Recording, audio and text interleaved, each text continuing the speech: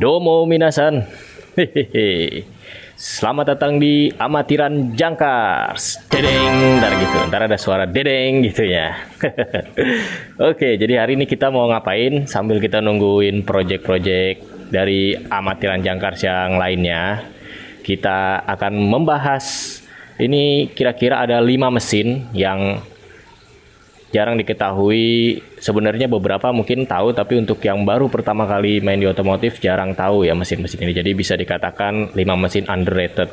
Dan kenapa bisa jadi underrated? Padahal dulunya mesin-mesin 5 mesin ini dulunya itu sangat naik daun banget. Tapi untuk tahun sekarang 5 mesin ini jadi underrated. Itu kenapa, nanti akan kita bahas satu persatu. Oke teman-teman, langsung saja. Yang pertama itu kita akan membahas mesin produksi dari Nissan paman kedua. Oke, jadi Nissan ini ada yang namanya mesin SR20 DET, itu yang digunakan di Nissan Silvia atau 280SX. Ini padahal mesin yang bagus dan dulu itu sangat terkenal mesin ini di tahun-tahun 2000-an sampai tahun 2010, bahkan 2013 juga masih naik daun. Tapi di tahun-tahun sekarang orang-orang lebih memilih seri RB yang digunakan di Nissan GT-R dibandingkan SR20. Nah, mesin SR20 ini kebanting, jadi dia ketimbun sama RB25 atau RB26 teman-teman. Itu menurut kita, karena banyak banget orang-orang yang hanya taunya ingin melakukan swap engine menggunakan mesin RB. Tapi kenapa dia tidak melirik SR20 gitu ya? Padahal SR20 ini kalau kita baca spesifikasinya, SR20 ini ada 3 kategori. Dia ada yang silver top, ada yang red top, dan knock top. Nah, yang knock top ini yang paling kencengnya ya. Itu horsepowernya sampai 247 dan dia juga turbo.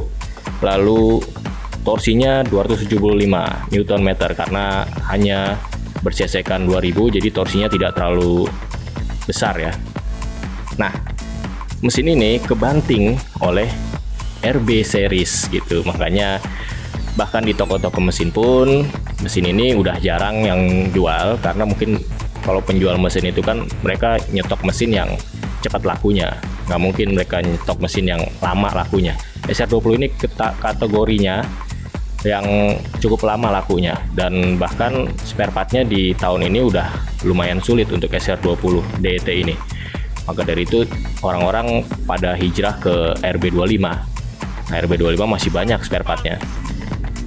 Sayang sekali, padahal ini mesin yang menurut kita bagus sekali gitu ya, kencang juga, terus mau buat drifting juga udah enak. Apalagi dia memang penggerak gearboxnya itu gearbox penggerak belakang bukan depan. Jadi buat teman-teman drifting pasti udah tahu mesin ini. Dan tapi ya orang-orang balik lagi, mereka lebih memilih yang bercecekan besar, silindernya juga besar sehingga torsinya dapat, karena drifting itu biasanya mainnya di torsi yang besar ya. Dan horsepower juga tentunya untuk akselerasi mereka melakukan drifting. Tapi SR20 ini kalau mau diutak-atik ini bisa sampai 1000 horsepower lebih dan masih kuat bloknya. Itu banyak videonya di YouTube teman-teman bisa cari SR20 versus Lamborghini misalnya ya kan, itu pasti ada.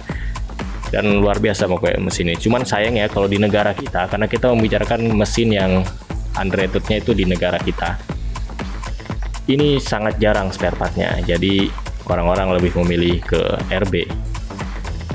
Jadi itu saja dari kita untuk yang SR20. Mungkin kalau ada kurang bisa teman-teman tulis lagi di kolom komentar, karena kita nggak jadi masalah. Kalau ada salah silahkan dikoreksi aja di kolom komentar. Langsung aja kita lanjut yang kedua. Kita langsung lanjut ke yang kedua. Yang kedua ini dari Mitsubishi. Di Mitsubishi ini orang-orang hanya tahu mesin 4G63T ya, yaitu mesin yang digunakan di Lancer Evo. Padahal di Mitsubishi ada lagi mesin yang luar biasa, yaitu 6A1 teman-teman. 6A1 yang kita bahas adalah 6A12TT atau Twin Turbo. Nah, 6A12TT ini V6 tapi cc-nya hanya 2000. Jadi kecil cc-nya, makanya dia torsinya kebanting. Torsinya hanya sekitar 300, tapi horsepowernya itu 237. Jadi antara horsepower dan torsi ini tidak terlalu seimbang, apalagi mesinnya mengingat mesinnya V6 ya. V6 tuh 6 silinder, seharusnya mempunyai cc yang lebih besar. Makanya orang-orang nggak terlalu tertarik untuk melakukan swap engine menggunakan 6A12 TT ini. Mereka lebih memilih ke 6A13-nya yang bersecekan 2500 atau ke 4G63. Nah, kenapa mesin ini tidak terlalu dikenal? Karena biasanya yang mengenal mesin ini hanya pemain Mitsubishi Galant ya, karena ini memang mesin Galant VR4. Tapi di kita tahu sendiri lah ya, mereka yang mempunyai Galant biasanya juga nggak terlalu melirik mesin ini. Biasanya mereka yang pakai Eterna justru malah memilih ke 4G63 yang digunakan di Lancer Evo atau 4G93. Tapi ya itu dia, kita juga nggak tahu kenapa. Mungkin kita balik lagi ke spare part ya, spare part V6 Mitsubishi lagi. Mungkin orang-orang mikirnya ini mesin sulit nanti ke depannya untuk melakukan maintenance-nya, makanya mereka lebih memilih ke 4G63 yang masih bisa dikanibalin menggunakan mesin-mesin dari Lancer CB yang ada di Indonesia. Jadi mereka lebih memilih 4G63 dibanding 6A12 TT ini. Padahal kalau menurut pandangan saya gitu ya, menurut pandangan kita yang pemain biasa melakukan swap engine, itu nggak jadi masalah gitu. Mesin-mesin seperti itu pun spare partnya masih bisa dicari, nggak terlalu sulit, dan masih bisa juga kalau mau mikir kita bisa melakukan kanibal terhadap part-parts yang lainnya. Itu masih bisa dimasukin ke dalam 6A12 TT ini, atau bisa juga kita pesen ke dealernya langsung di Mitsubishi. Mungkin memang lebih lama menunggunya, tapi nggak jadi masalah. Yaitu mesin dari Mitsubishi yang tidak terlalu dikenal juga di Indonesia ya. Jadi salah satu alasannya juga kalau di luar mesin ini juga nggak terlalu terkenal karena mereka penggerak roda depan. Dimana kita lihat orang luar itu jarang sekali menyukai mobil dengan penggerak roda depan ya. Mereka lebih memilih AWD atau tarikan belakang. Oke, itu dia bahasan kita mengenai mesin 6A12 TT ini. Jadi ingat teman-teman, bisa memilih mesin ini misalkan teman-teman mau melakukan swap engine, itu nggak jadi masalah. Berani beda itu baik. Oke, kita lanjut ke yang ketiga. Yang ketiga kita akan membahas dari Honda.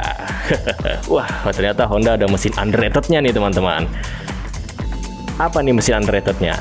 Masih banyak juga yang nggak tahu, tapi mesin ini sebenarnya bagus gitu, kenceng.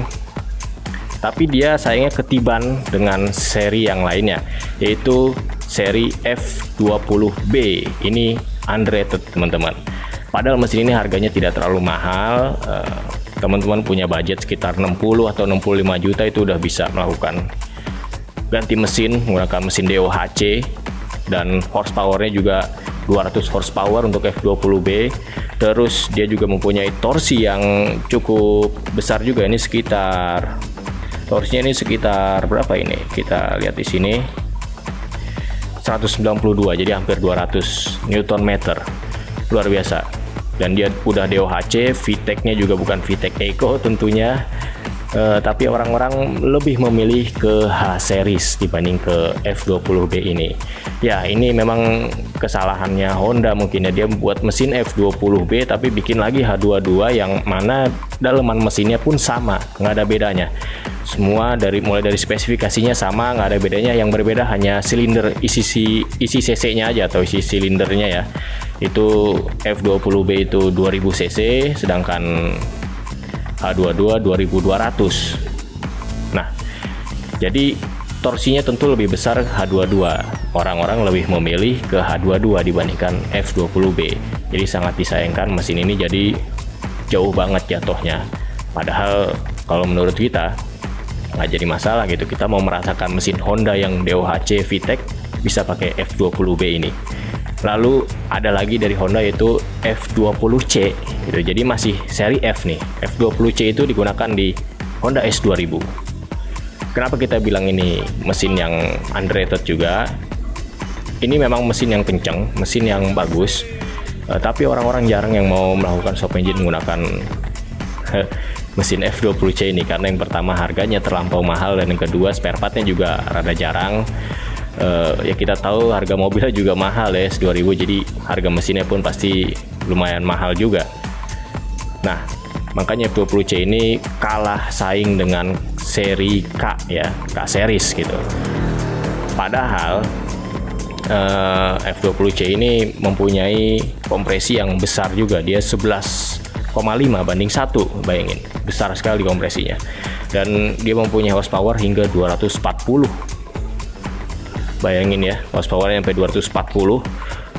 Untuk torsinya sendiri 206. Memang torsinya agak sedikit kebanting dengan horsepowernya, tapi nggak jadi masalah. Ini mesin yang luar biasa kencang menurut kita. Tapi orang-orang lebih memilih ke K-Series karena K-Series mempunyai gearbox depan, atau bahkan orang-orang yang ingin menggunakan gearbox belakang itu biasanya mereka melakukan pergantian mesin K-Series gitu. Tapi gearboxnya menggunakan F20C maksud kita gitu. Jadi mesinnya pakai K20, gearboxnya pakai F20C punyanya S2000, jadi tarikan belakang. Dan ini biasa digunakan juga di orang-orang luar ya, mereka yang membuat Honda menjadi tarikan belakang, biasanya mereka menggunakan gearbox F20C. Lalu biasanya S2000 pun di swap engine yang menggunakan K20. Memang K20 itu tinggi banget kastanya ya di Honda, makanya kalah nih F20C nih banding K-Series. Jadi F-Series ini adalah underrated mesin menurut kita, tapi kalau teman-teman punya opini lain silahkan tulis saja di kolom komentar. Kita lanjut lagi ke yang selanjutnya. Oke, yang selanjutnya yang keempat. Yang keempat itu dari Toyota, teman-teman. Jadi semuanya hampir ada nih. Toyota ini mesin yang pertama nih, sebenarnya Toyota ada lumayan banyak sih, cuman yang kita bahas ini hanya 2 nanti ini mesinnya nih. Jadi yang pertama itu mesin ZZ dari Toyota, yaitu 2ZZ lebih spesifiknya. 2ZZ GE yang digunakan di Toyota Celica itu bersesikan 1800, tapi 2ZZ ini menggunakan gearbox depan. Jadi di luar sana pun mesin ini tidak terlalu naik daun untuk melakukan swap engine ya, sangat disayangkan. Memang ada yang tarikan belakang, tapi itu mesinnya diubah jadi di belakang, jadi mesin belakang ya. Di Toyota MR2 itu mesin belakang menggunakan mesin 2ZZ. Yang luar biasanya dari 2ZZ ini, padahal dia menggunakan teknologi VVT-LI. Nah, jadi VVT-LI ini mirip dengan VTEC yang ada di Honda. Jadi liftnya dia berubah di RPM tertentu, cam liftnya ya. Suaranya juga luar biasa. Nanti ada nih videonya nih, bisa teman-teman dengar suaranya.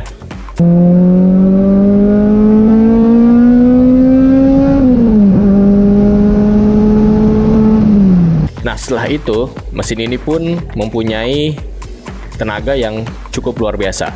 Ini tenaganya untuk yang digunakan di Toyota Celica ya, 2ZZ GE-nya itu sampai 200 berapa nih? 200, oh sorry, kalau Celica ini nyampe 189 untuk Celica. Tapi kalau yang digunakan di Lotus, ya, itu buatan US atau UK itu nyampe 252 karena dia menggunakan supercharge. Tapi yang kita bahas 2ZZ GE yang digunakan di Toyota Celica ataupun Corolla, ini horsepowernya sampai 189.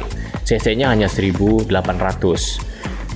Torsinya cukup ya, torsinya cukup, nggak kebanting. Jadi horsepower 189, torsinya 180. Jadi ini sangat valuable banget sebenarnya mesin ini. Tapi orang-orang jarang yang mau menggunakan mesin ini. Kenapa? Padahal spare partnya juga nggak terlalu susah banget ya. Spare partnya kita bisa pakai punya Corolla Altis. Corolla Altis juga ZZ serinya ya, 1ZZ dia pakai. Ini 2ZZ, paling beda di packing cylinder headnya itu beda ya. Bisa kita pesan di ini dealer-dealer Toyota ya. Bagi Toyota Celica masih ada beberapa unitnya di Indonesia.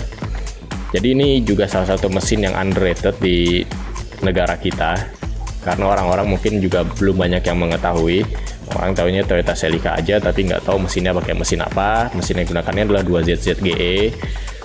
Mesinnya sangat potensial, bahkan bisa di upgrade sampai 1000 horsepower, gimana kita utak-atiknya aja nanti. Lalu harga mesin ini juga tidak terlalu mahal juga sebenarnya. Tapi ya itu, sayangnya orang-orang lebih memilih ke 1JZ kalau di Toyota ya. Mereka lebih ke JZ engine, 1 atau 2. Makanya semua mesin Toyota ini hampir kebanting semua dengan seri JZ. Sangat disayangkan sekali, padahal mesin-mesin tersebut, mesin-mesin selain JZ dari Toyota itu kencang-kencang juga dan potensinya sangat luar biasa juga. Jadi teman-teman bisa menggunakan mesin ini juga. Ini salah satu opsi bagi teman-teman yang mau melakukan swap engine. Menggunakan 2ZZ juga bisa. Bagi teman-teman yang menggunakan Toyota mungkin bisa menggunakan 2ZZ.